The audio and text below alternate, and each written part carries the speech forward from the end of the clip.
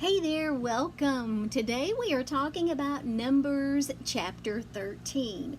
So at the beginning of today's chapter, the Lord said to Moses, "Send out men to explore the land of Canaan, the land I am giving to the Israelites. Send one leader from each of the 12 ancestral tribes." So Moses did as the Lord commanded him. He sent out 12 men, all tribal leaders of Israel, from their camp into the wilderness of Paran. So this chapter actually lists the leader from each of those tribes who was sent out to explore this land.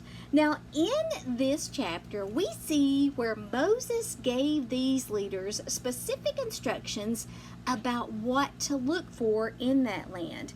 They had to find out things like where the people were living, whether they were strong or weak. They wanted to see what kind of land. Was it good land or bad land? Do their towns have walls, or are they living in unprotected open camps? This is what those leaders reported when they got back.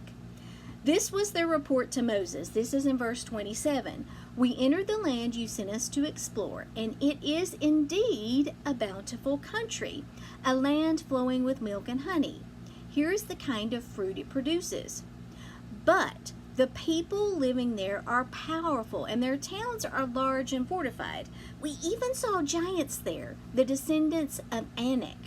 So the report that they brought back was not especially positive. They were very fearful of some of the things that they saw in that land. Now, Caleb did try to quiet the people. He says, "Let's go take the land at once. Surely we can conquer it." He was trying to be positive, but as usually happens, the negativity was the majority, and that's what won. Now, I wanted to share with you one of my footnotes. It says, God told the Israelites that the promised land was rich and fertile. Not only that, but he also promised that this bountiful land would be theirs. When the scouts reported back to Moses, they gave plenty of good reasons for entering the land, but they couldn't stop focusing on their fear. Talk of giants and fortified cities made it easy to forget about God's promise to help.